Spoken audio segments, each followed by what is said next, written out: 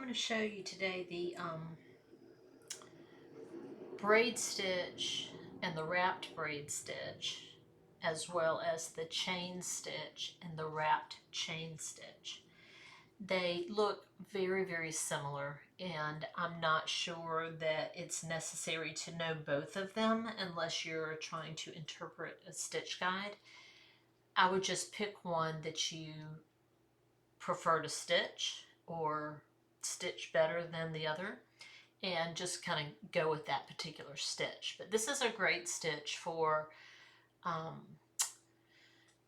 like single line branches or reins on a horse or greenery, a staff, a cane, something like that. So any kind of line that you need to stitch, but you want it to have some texture and some dimension to it.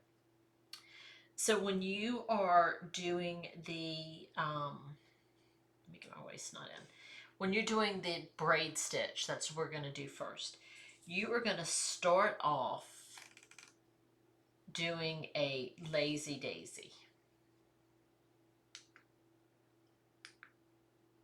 Okay, so you're going to come up in one hole,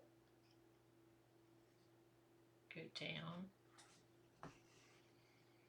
then you're going to come up just a few holes below,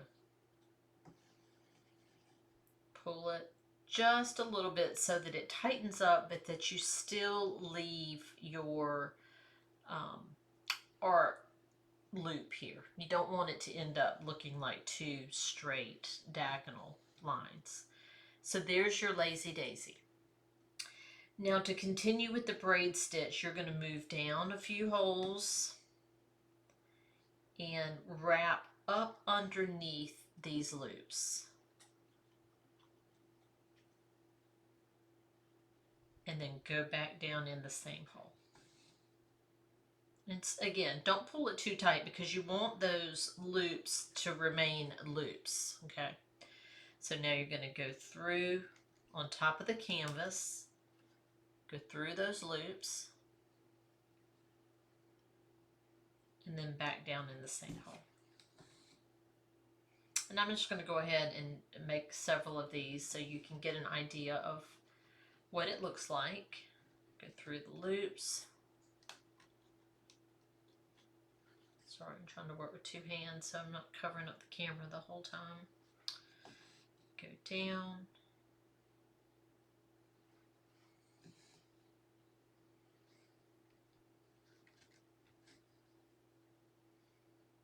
Okay, so again, this is the braid stitch.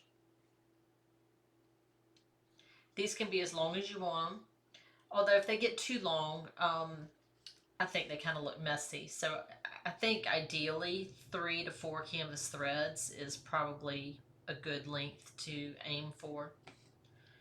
You can see I just went down 3 canvas threads.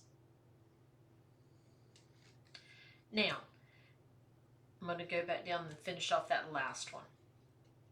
So now to wrap these, which is going to be the wrapped braid stitch, you're going to come up just to the side of your last stitch. And it doesn't matter if you're on the right side or the left side, just pick a side. And now from this point forward, from here all the way to the top, you are only going to be working on the top of your canvas. And you are going to go under each loop and wrap it. And the key here is don't pull your thread this way or down this way. You want to pull your thread in the direction that you are traveling. So we are traveling up to the top of the canvas. So when you do your wraps,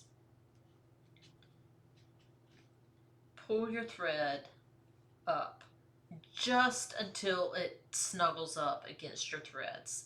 You don't want to pull it too tight. You just want it to lay on top of your loops. See how I'm pulling it north as I'm traveling up.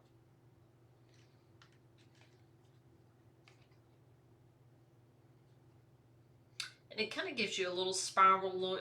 You'll be able to see how, it would give you some dimension to a stem or a leaf, a branch, especially if you used, some straw, it would be really pretty. And then once you finish, you're just going to go back down in the same hole that you started, and then you're done. So that is the wrapped braid stitch. Now to do the chain stitch, it's just a little bit different, or it's actually done in reverse. So you're going to come up in one hole and go down, just like you start your lazy daisy. And now you're going to move down a couple canvas threads, bring your needle up, and this time, instead of starting off with the lazy daisy, you are now going to go back down in that same hole. Okay. Let me see if I can zoom in a little bit more for you so you can see. So I came up at the edge of my loop, and now I'm going back down in that same hole, creating another loop, going down 3 canvas threads, pulling this just until you get it where you want it. Go back down in that same hole. Move down. And keep in mind, I am working in a straight vertical line. These can be done in any direction. So they can be on the diagonal. You can curve them around in a circle. I've used this stitch before to create a swirl and a lollipop. So you don't have to keep them vertical like I'm showing you here.